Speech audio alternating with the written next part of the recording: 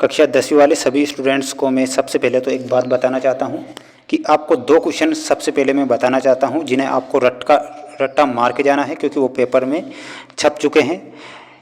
Question के बारे में आपको बता देता हूँ। एक तो आपको दर्पण का सूत्र याद करके जाना है, क्योंकि दर्पण का जो सूत्र है वो छप चुका है आपकी परीक्षा में। और एक जो क्वेश्चन है लेंस का सूत्र, ठीक। दर्पण का सूत्र और लेंस का जो सूत्र होता है कहीं से भी निकाल के आप इन्हें पढ़ के जाएंगे जितने भी स्टूडेंट्स हैं। अब जो मैं आपको पेपर बताने वाला हूँ यह पेपर ऐसा है जो कि आपकी परीक्षा में छपने वाला है। आप देख सकते हैं ये सेट सी है जो कि आपकी परीक्षा में काफ़ी महत्वपूर्ण साबित होगा। लेंस का सूत्र और दर्पण का सूत्र बता दिया है, पहले ही मैंने रट्टा मार के चले जाना है। अब यहाँ पर क्वेश्चन आप देख सकते हैं आपकी स्क्रीन के सामने आ चुके हैं, काफ़ी महत्वपूर्ण क्वेश्चन, और ये आपकी परीक्षा में छपने वाले क्वेश्चन हैं। ऐसे ही क्वेश्चन मैं आपको बता रहा हूँ जो कि आपकी परीक्षा में 101% रियल साबित होंगे। पूरा का पूरा पेपर छपेगा, लेकिन आपको 4 से 5 सेट पेपर जो कि हमने बना के अपलोड कर रखे हैं उन्हें देखना है। कैल्शियम ऑक्साइड की जल के साथ अभिक्रिया किस प्रकार की अभिक्रिया है? तो कैल्शियम ऑक्साइड के साथ जल की जो अभिक्रिया होती है उसे ऊष्माक्षेपी अभिक्रिया कहा जाता है। ऊष्माक्षेपी अभिक्रिया आपको सही उत्तर के रूप में याद रखना है सभी को। चैनल पर नए हैं तो चैनल को सभी को सब्सक्राइब कर लेना है जितने भी स्टूडेंट्स हमारे साथ जुड़े हैं। अगला क्वेश्चन देख सकते हैं, धातुओं द्वारा कौन सा गुण प्रदर्शित नहीं किया जाता है? तो धातुओं के द्वारा कौन सा गुण प्रदर्शित नहीं किया जाता है? तो दूसरे में आपको बताना है भंगुरता, आपको सही उत्तर के रूप में याद रखना है भंगुरता, ये धातुओं के द्वारा प्रदर्शित नहीं किया जाता है। अगला क्वेश्चन दिया गया है जिसमें पूछा गया है श्वसन की प्रक्रिया होती है, श्वसन की जो प्रक्रिया होती है वो किस माध्यम से होती है? तो उपचयन के माध्यम से होती है श्वसन की प्रक्रिया। उपचयन आपको ध्यान रखना है सभी को। अब यहाँ पर अमीबा में किस विधि के द्वारा जनन होता है? काफ़ी महत्वपूर्ण क्वेश्चन है। तो जो अमीबा है उसमें जो जनन होता है तो यहाँ पर आपको बताना है द्विखंडन के द्वारा जनन होता है अमीबा में। तो द्विखंडन आपको करेक्ट उत्तर के रूप में याद रखना है सभी को। चैनल पर नए हैं तो चैनल को सभी को सब्सक्राइब कर लेना है, क्योंकि बेस्ट चीज़ें बेस्ट कंटेंट उपलब्ध कराता रहूँगा।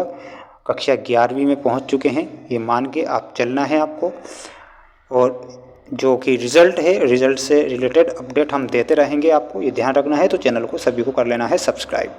समतल दर्पण की फोकस दूरी होती है, तो समतल दर्पण की जो फोकस दूरी होती है अनंत होती है, तो अनंत आपको ध्यान रखना है। अब यहाँ पर अगला क्वेश्चन है प्रतिरोध का मात्रक, प्रतिरोध का मात्रक ओम आपको ध्यान रखना है। विद्युत ऊर्जा को यांत्रिक ऊर्जा में बदलने वाली युक्ति कौन सी होती है? तो 7th में आपको मोटर याद रखना है जो कि विद्युत ऊर्जा को यांत्रिक ऊर्जा में बदलती है।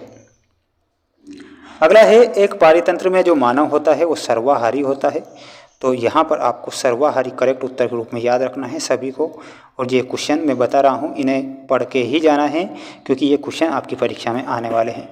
सिरके में अम्ल उपस्थित होता है, तो ये तो सभी जानते हैं सिरके में एसिटिक अम्ल उपस्थित होता है, तो यहाँ पर आपको बताना है एसिटिक, सिरके में एसिटिक अम्ल उपस्थित होता है। 2 या 2 से अधिक धातुओं के समांगी मिश्रण को क्या कहते हैं? तो उसे मिश्र धातु कहा जाता है। यहाँ पर आपको मिश्र धातु सही उत्तर के रूप में याद रखना है। अगला है टेस्टोस्टेरोन हार्मोन्स का स्त्रवण से होता है, तो वृषण आपको ध्यान रखना है। वृषण से होता है तो वृषण आपको करेक्ट करना होगा। यदि एक पुष्प के परागकण दूसरे पुष्प पर स्थानांतरित होता है तो यह प्रक्रिया क्या कहलाती है? तो उस प्रक्रिया को परपरागण कहा जाता है। परपरागण, परपरागण आपका करेक्ट उत्तर हो जाएगा। नर संतान के लिए जो उत्तरदायी गुणसूत्र होते हैं वो वाही गुणसूत्र होते हैं। वस्तुओं को हम की उपस्थिति में देख सकते हैं, तो वस्तुओं को हम प्रकाश की उपस्थिति में देख सकते हैं, तो आपको प्रकाश सही उत्तर के रूप में याद रखना है। प्रिज्म द्वारा रंग की प्रकाश किरण का विचलन सर्वाधिक होता है, तो जो बैंगनी रंग है वो आपको ध्यान रखना है सभी को। चैनल पर नए हैं तो चैनल को सभी को सब्सक्राइब जरूर करना है। वीडियो को लाइक नहीं किया है तो वीडियो को लाइक कर देना है, क्योंकि आपके ही लिए हम इतनी मेहनत करते हैं और बेस्ट कंटेंट उपलब्ध करा देते हैं, और वो आपकी परीक्षा में 100% छप जाते हैं। प्रबल अम्ल आपको बताना है HCl, धातु में आपका सही उत्तर हो जाएगा सुचालक। और जाइलम ये जल का परिवहन करती है। मास्टर ग्रंथि को पीयूष ग्रंथि कहा जाता है। मादा हार्मोन में आपको मिलाना रहेगा एस्ट्रोजन से।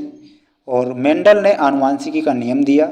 सरल रेखीय पथ, प्रकाश किरण और विभवांतर में आपको बताना है वोल्ट। ठीक, ये ऑप्शन नंबर डी में वोल्ट दिया गया है, वोल्ट से। ये आपकी जोड़ी हो गई। जल्दी से आप इसका स्क्रीनशॉट ले लेंगे, साथ में याद कर लेंगे अच्छे से, और इनसे जो प्रश्न बनेंगे इन्हें भी याद करके ही जाना है।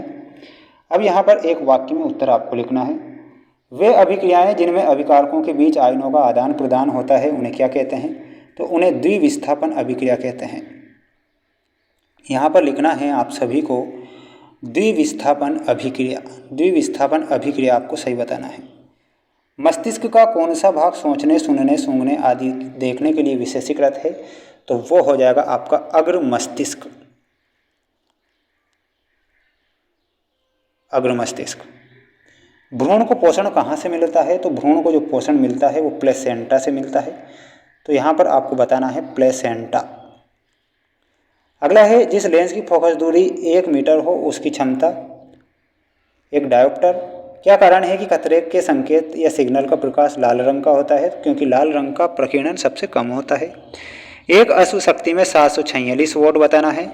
और विद्युत परिपथों की लघुपतन तथा अतिभारण के कारण होने वाली हानि से सुरक्षा की सबसे महत्वपूर्ण युक्ति है, तो वो होती है फ्यूज। फ्यूज आपको ध्यान रखना है। चैनल पर नए हैं तो चैनल को सभी को सब्सक्राइब कर लेना है। वीडियो को लाइक नहीं किया तो वीडियो को लाइक कर देना है। अगला जो सेट पेपर है, ये जो सेट पेपर ये भी मैं आपको बताऊंगा सभी को, और मिलते हैं नेक्स्ट वीडियो में। जय हिंद।